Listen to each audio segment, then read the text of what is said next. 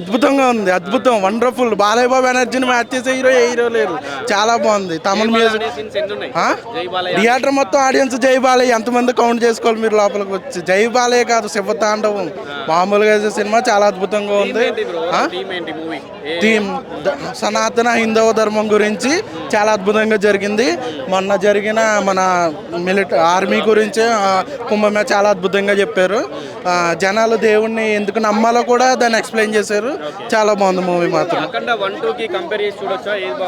అఖండ అది కంపేరింగ్ ఉంది, కానీ ఇది చాలా అద్భుతంగా ఉంది.